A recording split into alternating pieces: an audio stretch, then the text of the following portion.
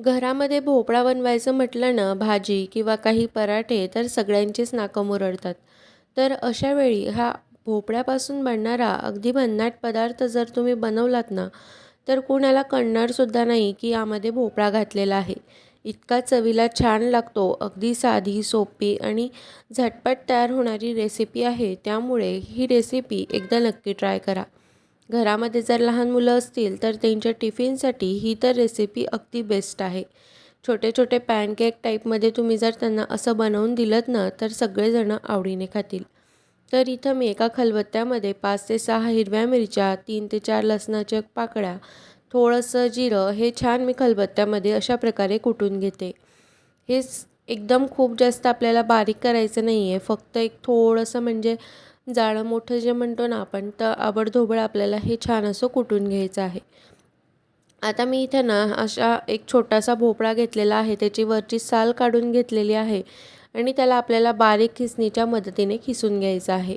जर तुमच्याकडे जाड खिसणी असेल तरीसुद्धा चालेल, पण जाड खिसणीमुळे काय होतं की ते थोडंसं दिसतं आणि मग त्यामुळे समजतं.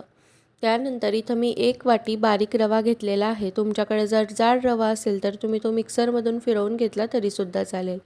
त्यानंतर एक बारीक छोट्या साईजचा कांदा आणि भरपूर असा कोथिंबीर मी यामध्ये टाकून घेतलेला आहे. त्यानंतर आपण जे वाटण बारीक करून घेतलेलं होतं ना खलबत्त्यामध्ये, तर ते संपूर्ण वाटण मी यामध्ये टाकून घेतलं.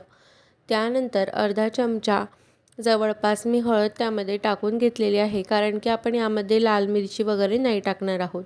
त्यानंतर अर्धा चमचा ओवा असा हातावरती क्रश करून यामध्ये घालणार आहे. ओवा नक्की घाला, त्यामुळे टेस्ट खूप छान लागते. त्यानंतर जवळपास 2 चमचे दही मी यामध्ये घालते. जर तुमच्याकडे दही नसेल तर तुम्ही ताक घातलं 1 वाटी तरीसुद्धा चालेल. आणि त्यानंतर सगळ्यात शेवटी मी चवीनुसार मीठ यामध्ये टाकून घेते. मीठ टाकल्यानंतर हे आपल्याला सर्व जिन्नस व्यवस्थित मिक्स करून घ्यायचे आहेत आणि लागेल तसं पाणी टाकून आपल्याला याला छान असं बारीक म्हणजे आपलं जे स्लरी टाईपमध्ये असं खूपसं बारीक नाही करायचं. एक मिश्रण एकदम व्यवस्थित असं मिक्स होईल एवढं पाणी घालून आपल्याला हे व्यवस्थित मिक्स करून घ्यायचं आहे. तर आता ह्या ठिकाणी एक स्टेप म्हणजे जर तुम्हाला हे भोपळ्यापासून बनणारा पदार्थ जो आहे तर तो तुम्हाला असा सॉफ्ट हवा आहे की क्रिस्पी हवा आहे, त्यामध्ये ना जर तुम्हाला सॉफ्ट हवा असेल तर फक्त रवा घाला आणि थोडा क्रिस्पी हवा असेल तर 2 चमचे यामध्ये तुम्ही तांदळाचं पीठ किंवा हरभऱ्याच्या डाळीचं पीठ घातलंत ना तर क्रिस्पी होईल. तर इथं मला ना हळद थोडीशी कमी वाटत होती, त्यामुळे मी हळद आणखी त्यामध्ये घातली आणि आता हे व्यवस्थित परत आपल्याला मिक्स करून घ्यायचं आहे. तर हे अशा प्रकारे ना मला एवढ्या भोपळ्याला किंवा 1 वाटी रव्यासाठी मला तेवढं ग्लासभर पाणी संपूर्ण लागलं आहे. तर आता हे व्यवस्थित सर्व मिक्स झालं आहे. आता आपल्याला 10 मिनटं रेस्टसाठी ठेवून द्यायचं आहे. तर इथे बघू शकता 10 मिनटं झालेली आहेत आणि 10 मिनटानंतर हे व्यवस्थित असं रवा जो आहे तर तो संपूर्ण पाणी शोषून घेतो. आता नॉनस्टिकच्या पॅनवरती मी इथं ना बनवणार आहे. तुमच्याकडे जर नॉनस्टिकचा तवा असेल किंवा लोखंडाचा सुद्धा तवा असेल तर तो सुद्धा चालेल. तर इथं मी नाही का नॉनस्टिकच्या पॅनला व्यवस्थित असं थोडंसं तेल लावून घेणार आहे. जर तुम्ही लोखंडाच्या तव्यावर करणार असाल तर थोडंसं तेल जास्त घाला. तर इथं ना त्यानंतर तेल छान गरम झालं की इथं थोडंसं मी ना तीळ त्यामध्ये टाकलेली आहे आणि त्यानंतर हे व्यवस्थित असं चमच्याच्याच मदतीने ना आपल्याला छोटे-छोटे व्यवस्थित असे बनवून घ्यायचे. जर तुम्हाला मोठे बनवायचे असतील तर मोठेसुद्धा तुम्ही बनवू शकतात. पण छोटे-छोटे खायलासुद्धा छान लागतात आणि दिसायलासुद्धा छान दिसतात. आणि लहान मुलांना जर असे प्रकार दिलेत ना तर अगदी आवडीने खातात. त्यानंतर वरच्या साईडने सुद्धा ना आपल्याला त्यावरती तीळ घालून घ्यायचे आहे. जर या मिश्रणामध्येच तीळ आपण मिक्स केली ना तर ती व्यवस्थित सगळीकडे लागत नाही आणि टेस्टसुद्धा छान लागत नाही. त्यामुळे एकदा अशा प्रकारे नक्की करून पहा. एक साईड छान झाली की त्यानंतर दुसरी साईड पलटून घ्यायची. बघू शकता तुम्ही.